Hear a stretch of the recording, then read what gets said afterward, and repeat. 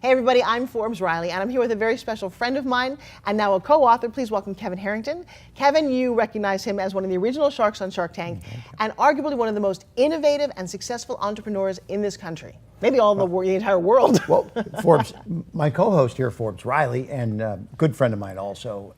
Forbes is a celebrity television host as well as a fitness and health and wellness expert. And we've got an announcement to talk about today, something pretty exciting, huh? You know, we've been friends and coworkers for a couple of decades, and we came together because of something very unique, and that was the concept of the infomercial. We were both there. In fact, you invented the infomercial, and I think I was the first one to show up to the door. I've hosted more than 144 of them, and together we've each grossed more than billions of dollars in sales. Right. So, you know, being at the forefront of that industry and having that insight, people had asked me, and I know they asked you too, can you tell our stories? And though we've both been part of a lot of books and authored books about how-to, they're all kind of books, I've never, and I don't think you have either, ever talked about your own life as it related to infomercials, have you? Not really, no. It's funny because, you know, I've been on from a Shark Tank show to, you know, many of the talk shows and all that, but, you know, I've been called the king of infomercials. You've been called the queen of infomercials. Yes. So what a great title for a book, the king and queen of infomercials, right? And we're going to, and it's secrets about that, and here's why this is really helpful for you. So many people, not unlike my dad, have come to both of us, obviously millions of times, and said, hey, I've got a product, I've got an idea, I've got a service, how do I get it out to the world? Could I do an infomercial? Could I do home shopping? What do you recommend? How do you do it? And I think we got together and said, well, as the king and queen of that world, maybe we should start putting down that blueprint so anyone could follow it. Exactly. So it starts from the wild, wild west, you know, and I'll talk about that in a second, all the way to the age of digital, which is now today. So I was watching TV in 1984 and Discovery Channel went dark, and I said, it's dark 6 hours a day because it was only an 18-hour-a-day network. So I said, I got to fill the airwaves with what? Products. And so that's when I started doing, you know, kitchen products, and from the Ginsu knives to the Food Saver to Tony Little Fitness, and then we met early on, and that's when you, as the queen of infomercials, you've done over 150 plus. Yeah, almost 150. When I'll tell you what happened for me was that I was an actress in Los Angeles, and it was just an audition. And I ended up actually being one of the pioneers of selling fitness on television in the early days in a TV series called Fit TV. Right. I did it with Body by Jake, which, by the way, we ultimately sold for $500 million. Yes. And I sold personally more than 1,500 different fitness products. Yes. So when this concept of the infomercial came in, I was like, oh, wait a second. And I was there with all those companies from, you know, Guthy Ranker and Quantum and Fitness Quest. And it was, wow, you seem to know how to pitch. Right. I just wanted to be an actress. I would have been very happy just doing that. But I have this skill. Yeah. And you know, it's funny because you and I came around, we've done almost 12.5 infomercials together. Right. And then we started this concept of how do you pitch? Yep. But the idea of how this whole infomercial started, but here's so funny, you guys watched YouTube, right? You watched videos that go viral.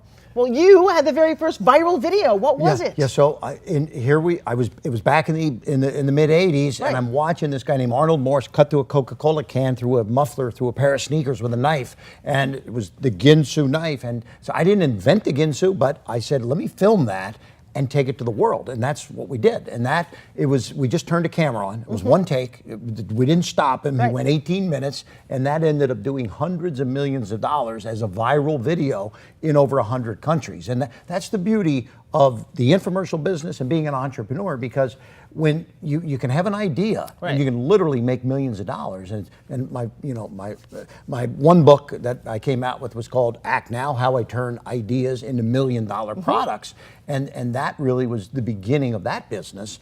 And so the industry's changed a little bit, though. Well, it has, but I'll tell you what, in the old days, it really was the Wild West. It was almost like printing money. So I ran into Jack LaLanne, who, being a health and fitness expert, was one of my all-time heroes, and we had a conversation. Jack was so committed to what he was doing. I stood next to him. We talked about juicing.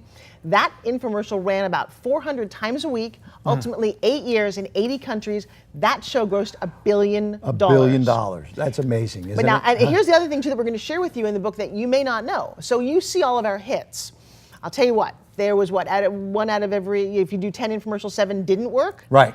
I hope you did too, but I learned a lot from the ones that didn't work as much as I learned from the ones that did. Yes, and so we deal with entrepreneurs every day. We deal with product owners. We do dozens of trade shows every year, from the houseware show to the hardware show to the fitness shows to the beauty shows all around the country. And now The one thing about the TV industry, what's happening? TV viewership is dropping. I know. Okay, my 18-year-old is getting an apartment and he's only getting internet, no TV. Oh my gosh, that breaks my heart. You know, because now there's not going to be an as seen on TV purchaser in that home. Okay? Can you say as seen on the internet? Did you? Yeah. Okay. So it's no secret. You know, ESPN just lost 3.5 million subscribers over the last 18 months, and wow. Every TV network is dealing with this exodus, and they call it cord cutting, right? So where are they going? They're going to social media. They're going to Facebook Live. They're going to stories on Instagram and Pinterest and all the different other places that they want to see video still, yes. which is the key because.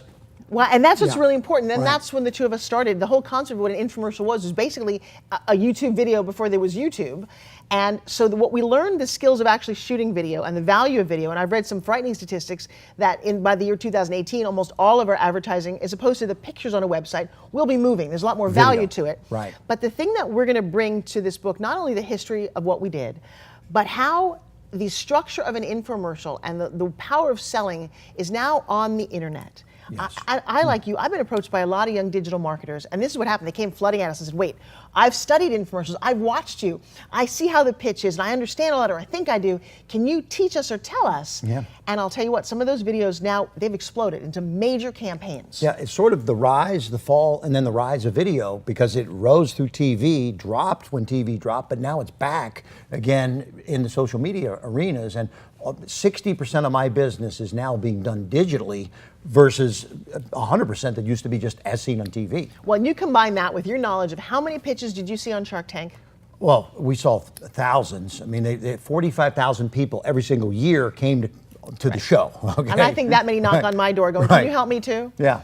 So we see a lot of pitches, we deal with a lot of entrepreneurs, and we now are morphing our expertise of dealing with video into the new digital age, and that's exciting. And so we've created a book about the king and queen of infomercials and the secrets that you can learn whether you've got a product, service, and you want to get it out there. I think the book is not only a fun read because we tell some very personal stories that you can't get anywhere else. I mean, these are very behind the scenes. I think we've shared them for years, but we're telling them. We're kind of bearing note, you know. Behind the scenes with Jack LaLanne, with George Foreman, with Tony Little, with Billy Mays. God HSN, bless, QVC. you know. We've got things that people have never heard before. Yeah, unbelievable stories. And great success stories too. I mean, where we took somebody with an idea, and they made millions and millions of dollars in a short period of time. I mean, I took an insole product that I fell in love with on HSN. We sold 20,000 pairs a month at $90. Like, wait a second, how did you guys do that? Yeah. So to take those things and all the shows that we've done together. In fact, there's a little bit of a side secret you're going to hear, and don't blame us.